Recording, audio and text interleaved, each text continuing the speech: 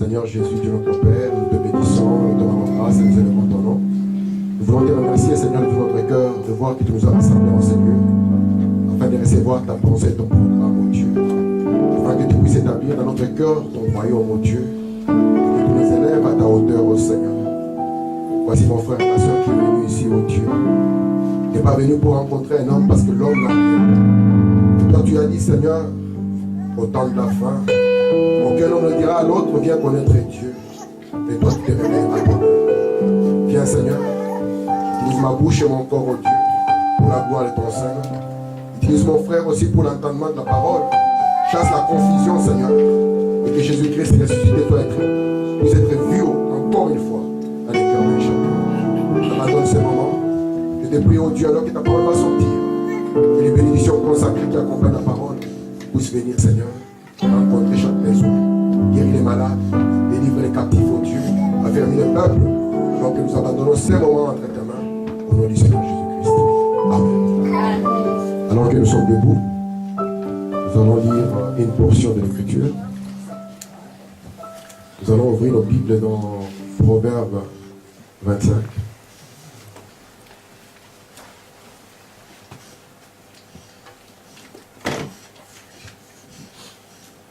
Nous allons lire à partir du verset 2.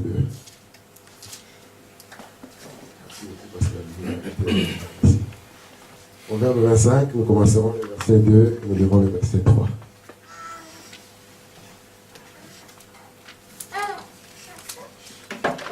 Je vais lire la parole de Dieu. C'est écrit ceci: la gloire de Dieu, c'est de cacher les choses. La gloire du roi, c'est de sonder les choses. Verset 3. Les cieux dans leur hauteur, la terre dans sa profondeur, et le cœur du roi sont impénétrables. Que Dieu ajoute des bénédictions à la lecture de sa parole. Vous pouvez m'asseoir. Je vous salue tous au nom de Jésus-Christ. Je suis content de vous revoir encore. Frère Étienne, je suis content de te voir avec la famille. Amen. Donc, vous savez que aujourd'hui, on parle de la résurrection de Jésus-Christ. Amen. Et nous croyons que ce que le monde pense être la résurrection de Jésus-Christ, ce n'est pas ce que nous croyons être la résurrection de Jésus-Christ. Amen. Frère Madame dit, Dieu n'est pas un Dieu de l'histoire. Amen. Parce que l'histoire, c'est bien. Mais Frère Madame dit, aujourd'hui, c'est l'histoire qui est en train d'être écrite. Amen. Et j'aimerais attirer votre attention sur ces quelques versets. Parce que je vais introduire un enseignement, en fait. Je ne sais pas combien de temps on restera dessus. Chaque fois qu'on aura le temps de passer ici, on ajoutera une pierre à cela. Amen. Le dimanche passé, pour ceux qui étaient là, nous avons parlé de la Bible comme étant une lettre d'amour. Nous avons montré que la Bible, c'est un livre surnaturel. Comme on a dit, c'est un livre prophétique. Il a dit aussi que la Bible, c'est Dieu sous forme d'écriture. Et nous avons vu que la manière de parler de Dieu est de cacher les choses. C'est pour ça que Jésus a dit, je te remercie Père de ce que tu as caché les choses aux sages et aux intelligents, et que tu les as révélées aux petits enfants qui sont prêts à apprendre. Et nous avons vu que ces enfants-là, ce ne sont pas des bébés. Mais les enfants dont il est question, ce sont les enfants reliés au ministère de Frère Branham. Parce que Dieu avait dit que c'est lui qui ramènera les cœurs des enfants. Amen. Et nous avons compris que la Bible n'est pas seulement un livre. Parce qu'au commencement n'était pas la Bible. Au commencement était la parole. Et Dieu maintenant a écrit d'abord la Bible dans le ciel. Nous l'avons appelé le zodiaque. Il a écrit la Bible dans la pierre. Nous l'avons appelé la pyramide. Et il a écrit la Bible sur un papier. Sauf que Dieu ne s'est pas arrêté là. Dieu devait écrire la Bible dans les hommes. Amen. Et c'est pour ça que nous avons vu, pour comprendre cet amour de Dieu, nous devons d'abord, premièrement, aimer l'auteur. Parce que Branham dit, lorsque ma femme m'écrit, je peux comprendre ce qu'elle veut dire sans le dire ouvertement. Et ici, dans Proverbe 25, on dit que c'est la gloire de Dieu de cacher les choses.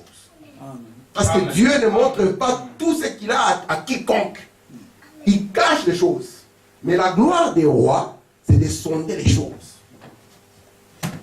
La Bible dit que nous sommes, en français c'est mal traduit. En français on dit un royaume et des sacrificateurs. Mais en anglais c'est bien dit. En anglais, c'est dit priest and kings. Roi et prêtre. Et nous, en tant que roi, nous devons sonder les choses. Ce que Dieu a caché, nous devons les sonder. Parce que nous sommes dans l'âge où tout ce que Dieu a caché, Dieu nous les a donnés. Amen. Je suis en train simplement de vouloir attirer votre attention sur quelque chose. Venir à l'église, c'est bien. Écouter un prédicateur, c'est bien. Mais ce n'est pas la limitation de Dieu. Frère Branham dit qu'en aucun moment, je n'ai été appelé pour construire des bâtiments, faire des églises et se battre pour les églises. Le combat de la honte que nous avons en ces derniers jours. Qui a le plus de brebis? Qui est le plus grand pasteur? Qui sera considéré plus que l'autre? Mais Branham dit, le but pour lequel Dieu m'envoie, c'est pour bâtir des hommes. Amen. Or, quand Dieu bâtit, Dieu ne bâtit pas n'importe quelle manière. Dieu commence à bâtir son homme sur la pierre des révélations.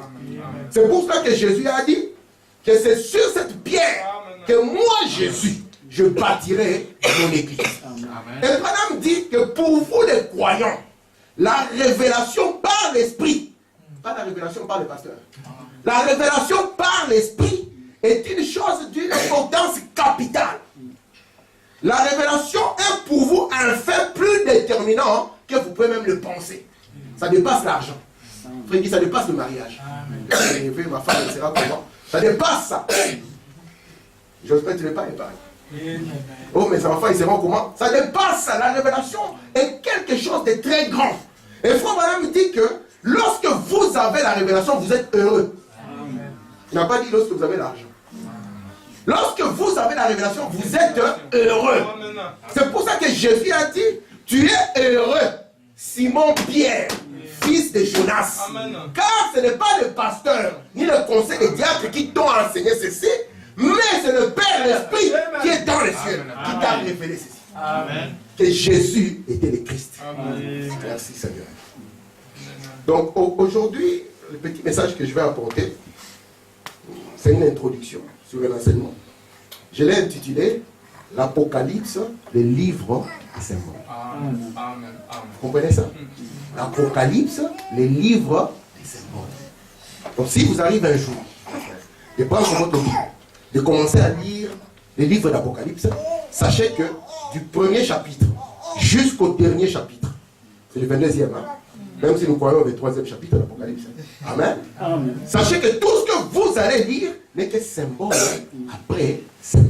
Amen. Mais vous, en tant que roi, votre gloire est de sonder cela.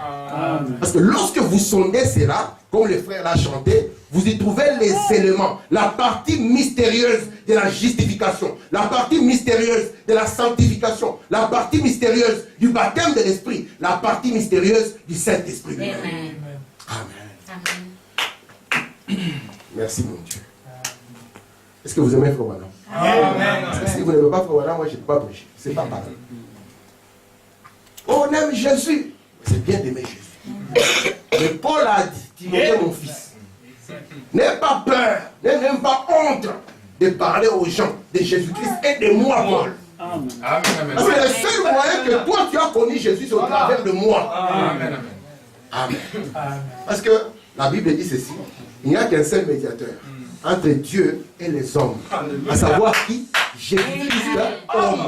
Or le mystère Jésus-Christ homme va de Paul jusqu'à William. Amen. Merci beaucoup. Si vous continuez comme ça, je vais entrer vraiment en esprit. Continuez comme ça. Alléluia. Amen. Quand on aime Frère Branham, moi je me sens bien. Amen. Alors, Dieu nous a envoyé un prophète. Et un prophète, ce n'est pas un copain. Un prophète, c'est Dieu. Amen. Amen. Si je dis à frère qui tu es Dieu, il sera d'accord. Si je dis que Branham est Dieu, frère, tu me commences. On va téléphoner à frère Patrick. Le gars qui nous a laissé, il commence. Si vous avez Dieu dévoilé, lisez le paragraphe 172 et 173. Frère Branham a dit que la parole était venue à Moïse. Amen. Et personne d'autre ne pouvait interpréter cette parole si ce n'est Moïse lui-même. Et il dit que Moïse devait devenir Dieu afin de révéler cette parole. Il dit, mais pourquoi tu dis ça, prédicateur? Il faut vraiment cite maintenant l'écriture. Il dit, Dieu dit à Moïse, tu seras Dieu. Branham, tu seras Dieu, et Tim sera ton prophète. C'est pour ça qu'ici nous disons, frère Branham a dit. Ce n'est pas pour dire qu'un homme a dit, mais c'est Dieu qui a parlé. Et si vous refusez le conseil de Dieu, ça vous regarde. Amen. Maintenant, remarquez, le livre d'Apocalypse, c'est un livre qui a donné de cauchemars aux gens. Au point même qu'ils ont dit, le livre est trop compliqué, nous n'en voulons pas. Jean avait mangé beaucoup de piment. Mais frère Branham me dit, c'est le seul livre dans toute la Bible que Jésus a écrit de sa propre main. Amen, amen. Mais Branham dit, lorsque je vous parle de l'importance de la révélation, je vais vous dire non pas simplement les livres d'Apocalypse, mais toute la révélation. Amen. Mais nous sommes les enfants de Branham, il faut que nous soyons à l'aise dans ces livres. Mais comme tous ces jours-ci, j'ai enseigné les livres d'Apocalypse, donc Dieu ne me quitte pas. Ça ne me quitte pas. Avec mon garçon, on parle, on discute, on sonde les livres. C'est un livre qui est tellement bon. Et j'aimerais partager certains éléments de ces livres avec vous. Amen. Afin que quand vous soyez dehors, que vous puissiez être Jésus ressuscité. Amen. Que la Pâque puisse être vue en vous. Amen. Parce que Jésus ressuscité, c'est quoi? C'est le lever du soleil. Amen. Et lorsque le soleil s'élève, les ténèbres partent. C'est pour ça que ce livre d'Apocalypse n'est pas donné à tout le monde. Non. Il est donné à une catégorie de gens qui sont capables d'écouter Dieu parler. Amen. Amen. Écoutez, frère. Je suis dans l'épître aux Éphésiens comparable au livre de Josué. Je vais lire au paragraphe 106. Il dit maintenant, c'est Paul, il s'adresse aux Cananéens spirituels, à Israël, l'Israël spirituel, qui a pris possession du pays. N'êtes-vous pas content d'avoir quitté l'ail de l'Égypte? N'êtes-vous pas content d'être sorti du désert? Amen. Et souvenez-vous, ils ont dû manger la manne, la nourriture d'anges qui tombait du ciel, jusqu'à ce qu'ils ont traversé et sont entrés dans le pays. Quand ils ont traversé et sont entrés dans le pays, la manne a cessé de tomber. Ils étaient alors arrivés à pleine maturité. Amen. Vous ne pouvez pas demander à un arbre qui n'est pas mature de donner des fruits. Vous ne pouvez pas demander à un frère qui n'est pas mature de vous produire les fruits dignes de la parole. Il faut leur dire qu'ils ont mangé du blé ancien du pays.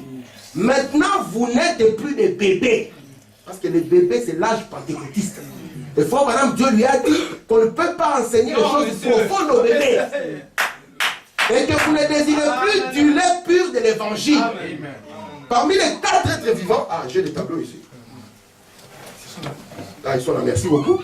Parmi les 4 êtres vivants, si vous remarquez, le premier être vivant, il a quelle face? Je vais tester l'enseignement de frère Patrick. C'est le lion. Le deuxième, il a quelle face? C'est le bleu. Le troisième, il a quoi comme face? Merci beaucoup, c'est l'homme, frère Patrick, je sens que tu es bien. Et le quatrième, c'est quoi? C'est l'aigle.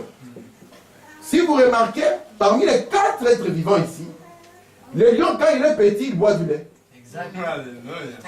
Le bœuf, quand il est petit, il est toujours au lait. L'homme, quand il est petit, c'est le lait de maman. Mais quand on arrive à il n'y a pas de lait pour lui. Lui, il commence déjà avec la viande solide. Parce que tous, ils sont liés à la terre, mais lui, il est dans les hauteurs. Lui, il peut monter. Vous pouvez le voir arriver à l'église il y a 2 semaines. La 3e semaine, il vous dit, frère Branham a dit. Mais quand tu es venu hier, on dit non, ici, c'est le prix du lait. C'est la maturité. Il faut quand même dire, vous êtes prêts à manger de la nourriture solide maintenant. Maintenant que vous êtes des vrais chrétiens arrivés à pleine maturité. Amen. Pas m'amener ici à vous dire toujours, frère, tu dois aimer Dieu, venir à l'église, frère, arrête de jouer le voisin, frère. Non! Vous avez fait un pas dans le Seigneur. Il faut quand même dire, ces choses que Dieu maintenant va vous donner ont été cachées depuis la fondation du monde. N'est-ce pas merveilleux? Imaginez un peu un grand prophète comme Moïse. Il y a des choses qu'il ne connaissait pas. Vous voulez que je vous choque encore? Un grand prophète comme Jésus. Exact. Mais frère, qu'est-ce que tu dis là? Mais c'est la Bible, non? Ah oui, amen, amen. On arrive au 7e saut. Jésus, qu'est-ce qu'il dit? connaît pas. Le Père seul connaît. Amen. Et Branham vient. Il dit, vous voyez ce prophète de Malachie 4. Il est le plus grand prophète.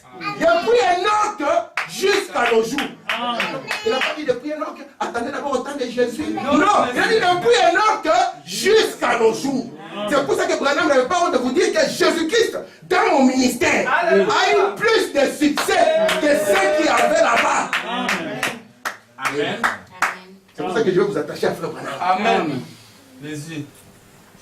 Vous attacher à William Branham. Amen, ça c'est mon rôle. Amen. Moi, partout, j'ai passé Branham. Amen. Si vous rejetez Branham, on prend les histoires, on prend la famille, je prends mes petits-enfants, on part. Amen. Faut Branham dit, n'êtes-vous pas content d'être entré dans le pays? Il faut Branham dire qu'il a ouvert un nouveau pays devant nous. Il appelle les Sexos. C'est tout un nouveau pays. Amen. Maintenant, en train de manger de l'ancien blé du pays. On n'est plus dans le lait. On n'est plus dans la manne. C'était le baptême du Saint-Esprit. On ne refuse pas cela. Mais il nous donne encore plus que le baptême du Saint-Esprit. Pour dire les choses solides de Dieu. D'avoir reçu une compréhension claire. Livre, l'épître des Éphésiens, paragraphe 67. D'avoir reçu une compréhension claire. Votre entendement spirituel est maintenant libre de toute confusion. Amen. Lorsque Dieu vous envoie Zorobabel, si tu t'appelles Zorobabel, l'écriture de la confusion, c'est grave.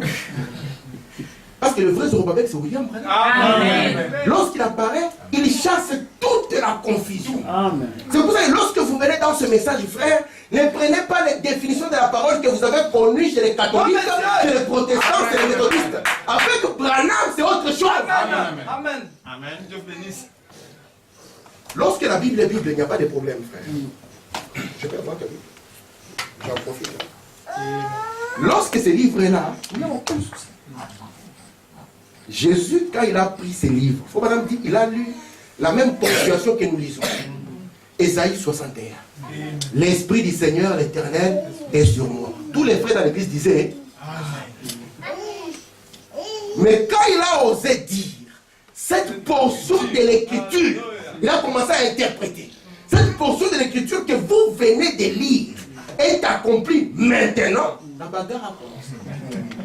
Si vous lisez, voici je vous enverrai, dit le prophète, il n'y a pas de souci. Mais dites à un frère, cette portion de l'écriture, parle le Branham, il vous dira, hé! Le dernier prophète de Jean-Baptiste. Et c'est pour ça qu'il dit que vous devez être heureux quand tout votre entendement spirituel n'a plus de confusion. Amen. Lorsqu'on parle de l'enlèvement, il n'y a pas de confusion. Amen. Lorsqu'on parle de la translation, pas de confusion. Lorsqu'on parle de la résurrection, pas de confusion. Lorsqu'on parle du millénium, pas de confusion. Lorsqu'on parle de l'éternité, pas de confusion. Vous êtes heureux. Amen. Même si vous n'avez même pas, le compte est zéro. Sur le compte, là, on met la carte comme ça, zéro. Mais on voit un homme heureux. Amen. Quand vous voyez Trump déclarer Jérusalem, la capitale d'Israël, tous les frères changent la prédication, vous regardez, vous souriez. Vous restez heureux. Amen. Les frères étaient excités quand Trump a dit Jérusalem, capitale. Il dit, mais vous attendiez à ce que la femme passe, non? La femme n'est pas passée. Maintenant, vous avez dit Trump, lui, il a volé la place de la femme. Maintenant, après Trump, il devient un frère. Ouvrez vos yeux. Je suis dans Apocalypse, chapitre 1er. Je vais vous donner un peu le plan du livre d'Apocalypse. Je peux le faire? On ne sera pas très long parce que l'enseignement, je n'aime pas que ce soit très long. Pour qu'on ne puisse pas oublier ce qui était donné. Je le mets ici. Apocalypse 1, 22 chapitres, n'est-ce pas? Oui. Amen. Quand nous sommes au chapitre 1er, Frère Branham dit, ceci nous parle de la révélation de qui? Jésus-Christ. Ouais, merci beaucoup. De Jésus-Christ. Parce que la Bible dit, révélation de Jésus-Christ que Dieu lui a dit. Je vais vous poser une question. Frère Étienne, tu crois que Jésus est Dieu, non? Amen. Si tu tombes sur un bon musulman affermi, il va te faire souffrir avec ces versets. Révélation de Jésus-Christ que Dieu lui a donné. Et c'est Jésus qui est Dieu. Comment encore on lui a donné une révélation? Il cherche pour que la confusion ne soit pas. Révélation de Jésus-Christ que Dieu lui a donné. Vous voulez qu'on lise? Ouvrez un peu vos Bibles, non? Je crois que j'ai encore quelques minutes.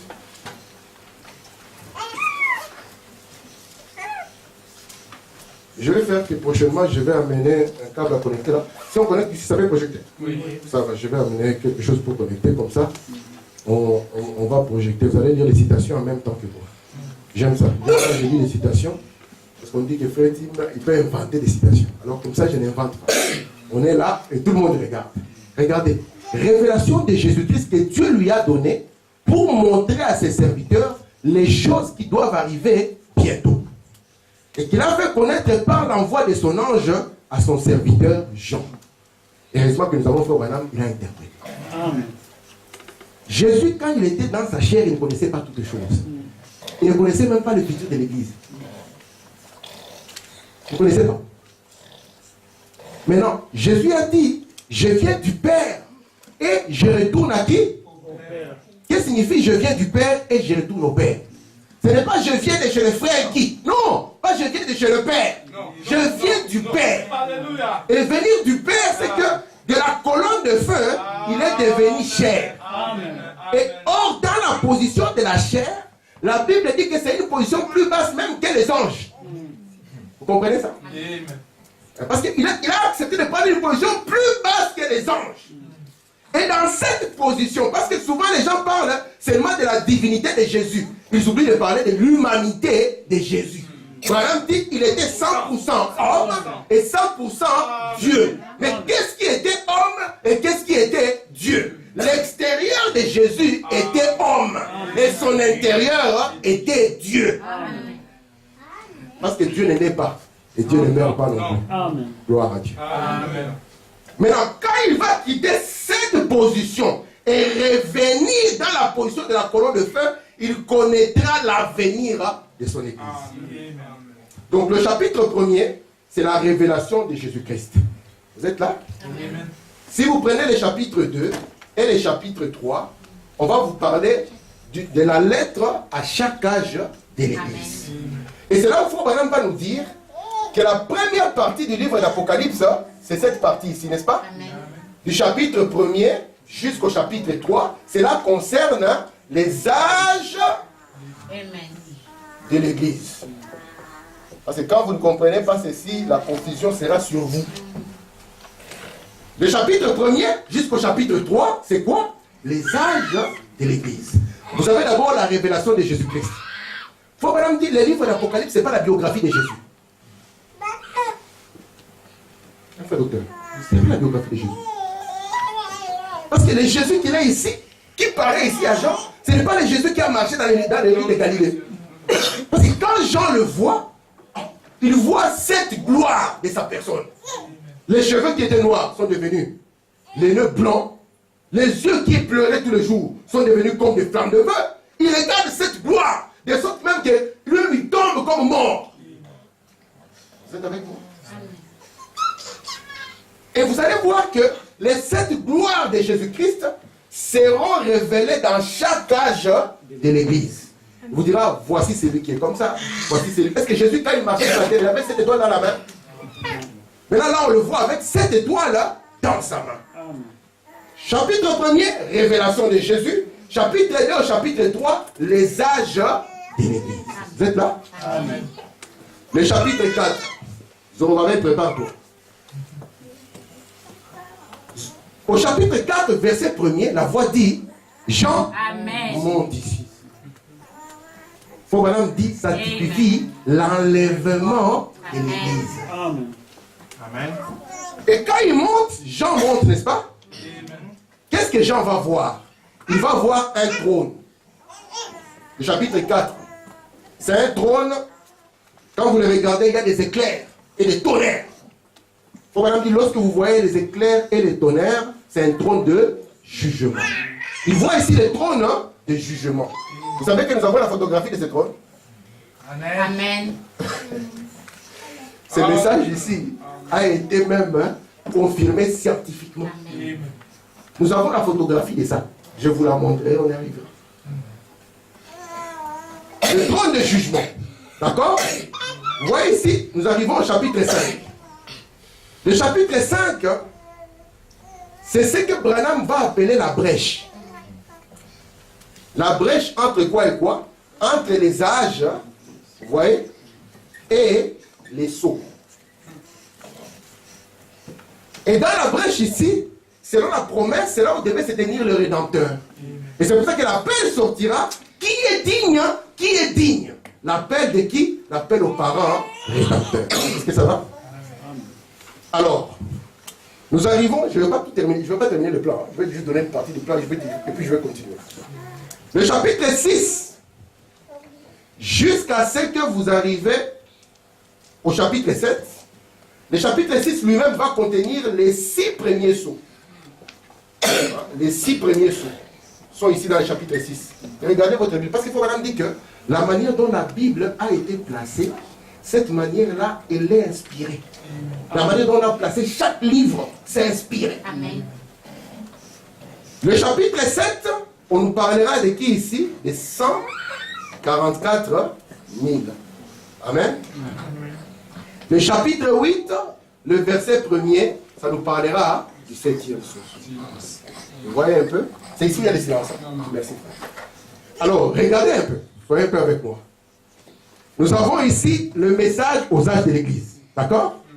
Nous avons le chapitre 4 où se passe l'enlèvement. Nous avons le chapitre 5, la brèche entre d'un côté les âges, de l'autre les sceaux.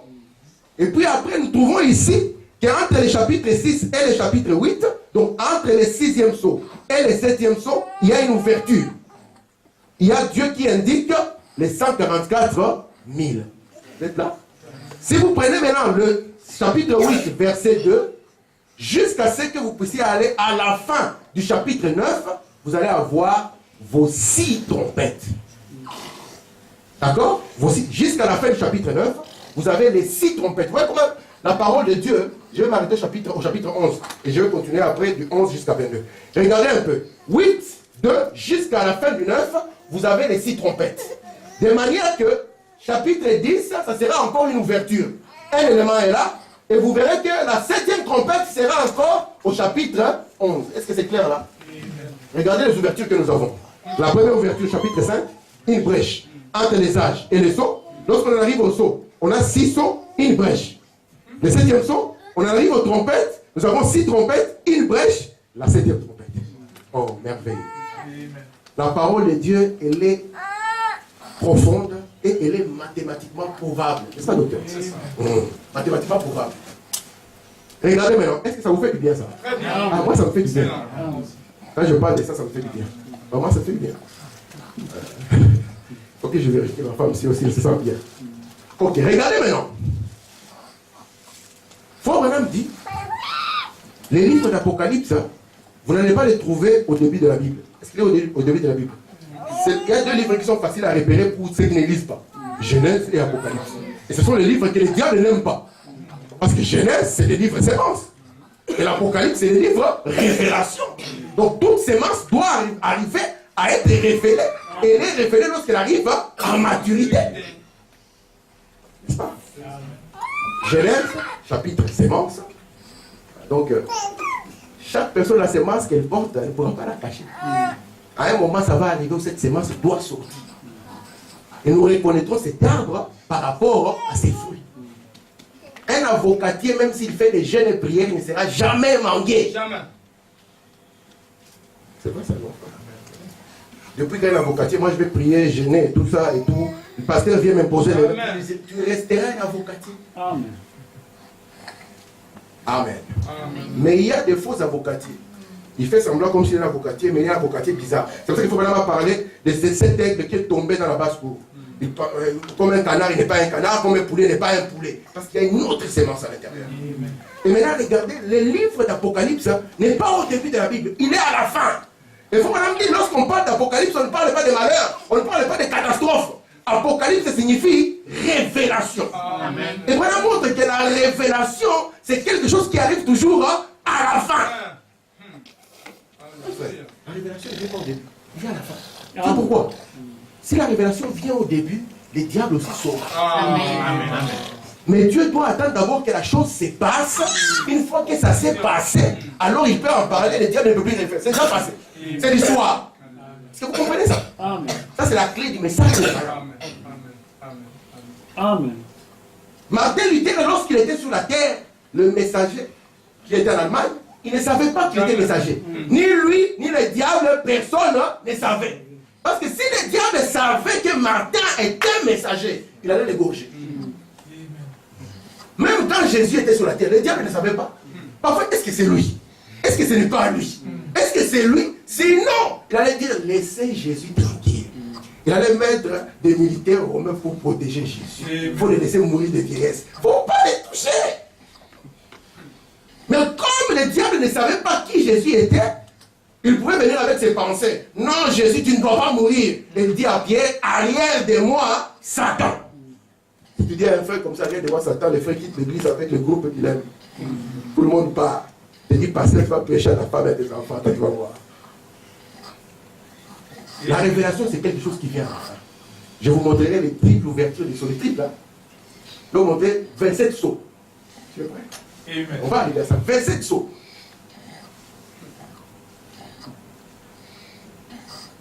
Mais tout ceci a une finalité, comme le frère a chanté.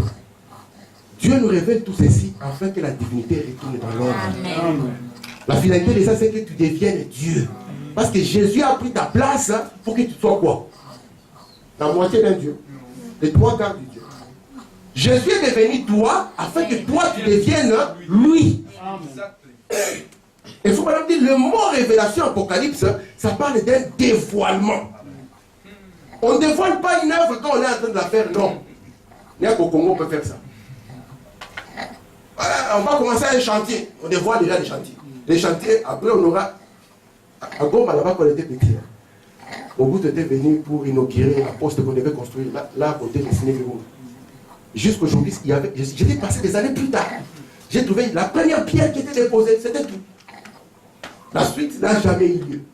Mais Dieu, quand il veut dévoiler quelque chose, il va d'abord faire toute son œuvre, tout son travail. Et il couvre cela. Et une fois qu'il a terminé le travail, il va lever le voile afin que vous puissiez voir ce que Dieu a déjà réalisé. Je vais vous montrer quelques déclarations fortes de Frère Branham, mais je vais m'arrêter. Parce qu'il y a des déclarations fortes de Frère Branham. Tu lis ça, tu dis, pourquoi Frère Branham a parlé comme ça? Si vous prenez la brèche, la première déclaration de Frère Branham, une forte déclaration, mais elle est basée sur ce schéma. Il va vous dire que ce livre scellé de 7 sceaux n'est révélé qu'une fois les âges de l'Église et des dénominations terminés. Qui connaît cette situation? Amen. Ça va bien, non? Très bien. Tu es dans l'exercice du évangélisme. Alors, le livre scellé du 7 sceaux n'est révélé qu'une fois les âges de l'Église et des dénominations terminés. Pourquoi ça? Parce que les âges, c'est chapitre 1, chapitre 2, chapitre 3. D'accord? Tandis que le livre est ouvert ici. Déjà au chapitre 5, qui est digne, qui est digne. Et on voit l'agneau qui s'avance. L'agneau qui s'avance ne ressemble pas à Jésus quand il était sur la terre. Non. On ne vous mente pas. Amen. Alléluia. Parce que la Bible a dit que Jésus, on dit que cet agneau est comment? Il a 7 cornes.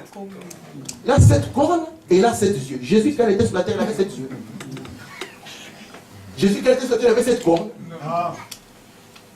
On dit que cet agneau-là s'avance, il a 7 cornes et 7 yeux. Papa Zorobabel, est-ce que je mens? Je ne te lâche pas. Hein. C'est ton nom qui va dire. Alors regardez, l'ouverture des sceaux sera ici. Vous allez voir, lorsqu'il ouvrit le premier sceau, c'est ici. Et c'est pour ça que Branham vous dit que ce livre n'est ouvert qu'une fois, une fois qu'on a dépassé ce stade. Les âges de l'église et de la nation sont terminés. Et là, maintenant, les sceaux peuvent avoir lieu. Parce que le livre d'Apocalypse est dit. Je peux effacer. Juste pour parler rapidement d'une chose et puis je vais m'arrêter. Je vais donner une deuxième déclaration dure de Frère Branham. Donc, on va prépare tout. Hein? J'ai aimé beaucoup ton capital. J'ai beaucoup aimé ça. J'étais en train de me réjouir dans le couloir. Amen, amen, amen. Du chapitre 1er au chapitre 3, nous avons les âges de l'église. Frère Branham dit, si vous voulez chercher quelque chose qui arrive à l'église, hein, il faut les chercher ici. Après, le chapitre 4, c'est nous avons l'enlèvement. Zorobabel, je vais te poser une question. Zorobabel, prépare-toi. Écoute la question. L'enlèvement, et se passe avant l'ouverture de sceau ou après l'ouverture de sceau? Après, c'est après l'ouverture. Après l'ouverture. Mais le chapitre 4, il est avant le chapitre 6 où il est après. C'est ça la Bible. Prépare-toi. L'enlèvement, c'est au chapitre 4. Ici. Au chapitre 4, c'est là où il y a l'enlèvement. Si tu seras là, on entrera là-dedans. Le chapitre 5, comme je vous ai dit, c'est quoi? C'est la brèche. Merci beaucoup. C'est l'appel aux parents rédempteurs, c'est la brèche. Maintenant, lorsque nous arrivons au chapitre 6, ça va nous amener jusqu'à quel chapitre? Jusqu'au chapitre 19. Vous êtes là? Et ceci va concerner uniquement Israël. Vous êtes là? Bon, nous avons la première partie qui concerne quelle église? La deuxième partie qui ne concerne que Israël. Et lorsqu'on arrive ici, de 19 à 22, ça va concerner les deux. Amen. L'église et Israël. Est-ce que vous êtes là? C'est pour ça qu'ici, le but d'ici, c'est qu'il veut chercher une épouse. Et quand il finit de trouver l'épouse, il attire l'épouse vers lui. Amen. Et là maintenant, il peut aller vers Israël. Donc, on va prépare-toi, la déclaration, il faut que arrive. Faut qu'on dit. Les 7 eaux. La femme dans le soleil. Les 3 esprits des grenouilles. Vous le voyez ici? Les 7 eaux. 6. La femme dans le soleil. 12. Les esprits des grenouilles. Ils sont toujours dans la même continuation. Comme on dit, arrive durant la période de la grande tribulation. Donc cette dernière partie, Israël, c'est ce qu'on appelle la grande Amen. tribulation. Ou en d'autres termes, tribulation. En d'autres termes, ce sont les 3 ans et demi. Mais Apocalypse, c'est livre de... Vous êtes avec moi? Courage si vous prenez le calendrier. Un docteur. Ça va jusque-là? Je suis en train de donner le plan que nous allons étudier, d'accord? Remarquez, alors que je finis, chapitre 1, chapitre 3, ce sont les âges de l'Église. Et ici, dans les âges de l'Église, ce sont les 7 traits de sang. On appelle ça la rédemption par le sang. Vous êtes avec moi? Dans cette partie ici, on appelle ça la rédemption par le jugement. Parce que Dieu a une manière de te rédempter. Si tu le fais par le sang, il le fera par le jugement. D'accord? Et la troisième partie, c'est la rédemption dans sa totalité et dans la joie. C'est pour ça que Branham nous a prêché la rédemption par le sang, la rédemption par le jugement, la rédemption dans sa totalité et dans la joie. Avec Israël, Dieu se souvient qu'ils ont dit que son sang retombe sur nous et sur nos enfants. Amen. Et les jugements tombent. Mais ici, Dieu vient vers vous avec 7 traits de sang. De Paul jusqu'à William Branham, en train de répandre le sang. Amen. Si vous recevez le sang répandu, vous êtes rédemptés. Amen. Amen. Et si vous recevez le sang, vous devenez le sang. Amen. La parole du jour. Amen. Apocalypse, le livre de... Est-ce que c'est clair? J'aimerais que ça soit entré en vous. Et tout ce que vous allez dire dans ce livre, ce n'est que symbole après symbole. Remarquez ici, pour que je puisse finir, j'ai remarqué que j'ai encore quelques minutes. Alors ici, Dieu ne s'adresse pas à Frédie. Quand on arrive à Apocalypse 3.14, écrit, non pas à Frère Zorobabel, notre guitariste, non. Dieu s'adresse à un. Il s'adresse à Branham. Amen. Amen. C'est une lettre de Frère Branham. Amen. Écrit à l'ange. Parce que dans la Bible, il était dit ceci, vous pouvez le lire aussi dans le chapitre 1er. Heureux, c'est lui qui lit. C'est celui, pas ceux. Amen. Heureux, c'est lui qui lit et ceux qui entendent. Amen. Amen. Parce que dans la parole, il y avait le seul qui lisait, c'est le qui lit. Et les autres pouvaient déjà maintenant entendre. Un seul interprète et les autres sont bénis de recevoir l'interprétation. Amen. C'est pour ça que la lettre là, c'est la lettre de Frère Branham. Tu refuses Frère Branham, il laisse la lettre. Amen. Et Branham maintenant va interpréter la lettre pour toi et pour moi. Amen. Apocalypse chapitre 1, Apocalypse chapitre 3. Nous avons nos 7 âges de l'église. Nous avons nos 7 anges. Amen. Et si vous voulez voir l'agneau, oh merci Seigneur. Comme je sens que je peux encore. Lorsque j'enseigne à l'église, je dis souvent à l'église ici à Robot, je dis, mon enseignement tourne autour du tabernacle, c'est tout. C'est tout ce que j'ai à donner. Vous avez le tabernacle, le frère Timmy est foutu. Moi, c'est le tabernacle. Le tabernacle avait combien de parties? Vous savez que c'est l'homme, n'est-ce pas? C'est pour ça que l'homme est l'agent de Dieu.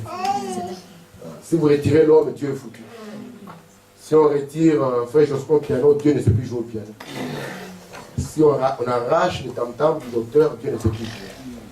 Si on arrache les micros à frère Étienne, Dieu ne sait plus chanter les cantiques. C'est pour ça que Dieu a besoin de votre corps et de mon corps. Si on arrache la guitare à Zorobabel, Dieu ne sait plus jouer. Amen. Si on dit, si Zorobabel dit, Seigneur, tu as dit que tu es grand, non? Va jouer ton nom, la guitare est là, Seigneur. Vas-y, joue. Et dira Zorobabel, j'ai besoin de toi. Branham, ne veux-tu pas répéter ton nom? Amen. Mais Seigneur, tu es grand, non? Il dit, Branham, non, ne bois pas. Ne fume pas. Ne fais pas ce genre d'histoire. Maintenant, toi, quand tu bois et tu fumes, tu es sous quelle onction? Ton prophète Dieu a dit, ne bois pas, ne fume pas, ne suis pas ton corps d'une quelconque manière. Parce que j'ai besoin de ça. Amen. Maintenant, prête-moi ton corps. Toi, je vais te donner une résurrection temporaire. Maintenant, regardez. Le tabernacle a 3 parties. La première partie, c'était appelé le parvis extérieur.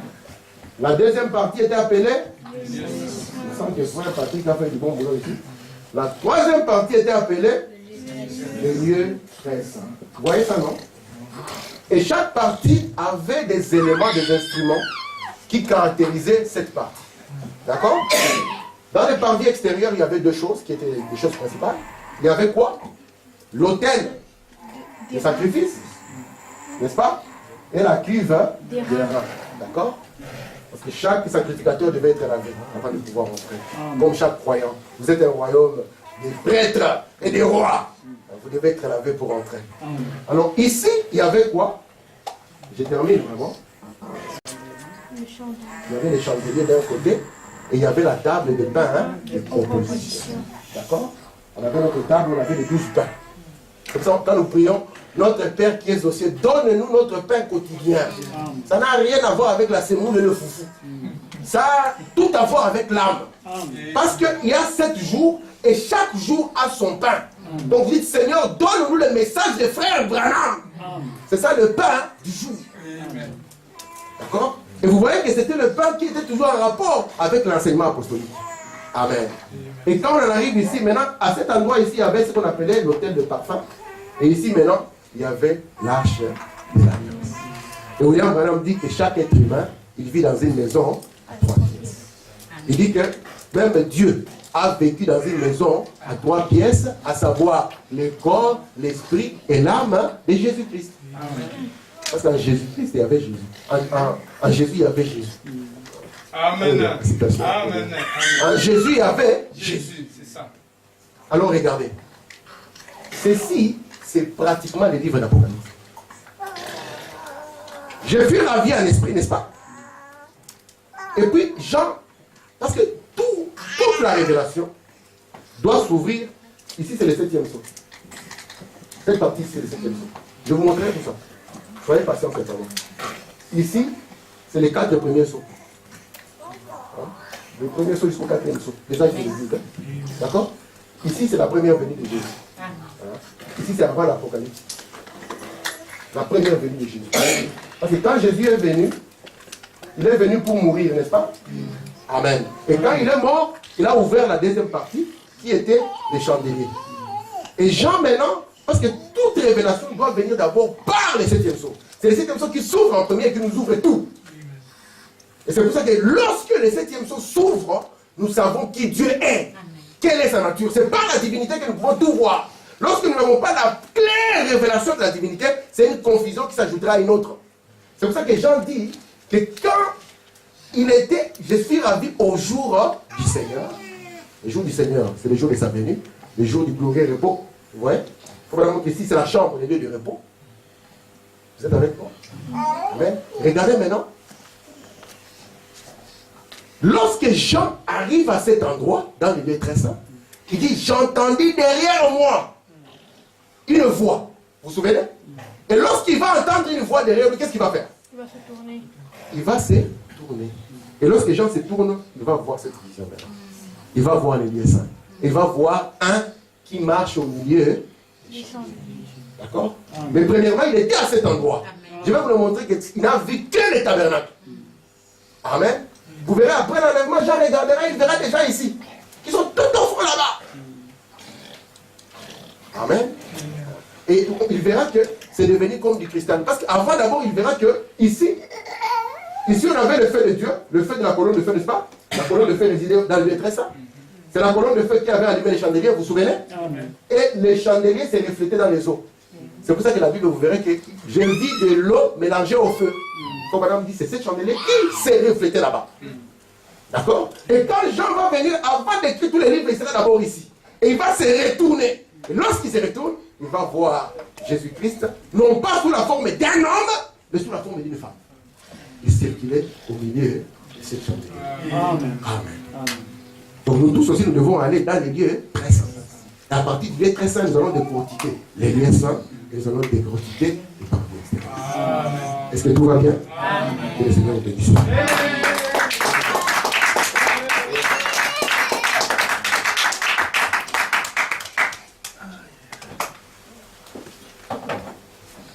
Nous allons nous mettre debout.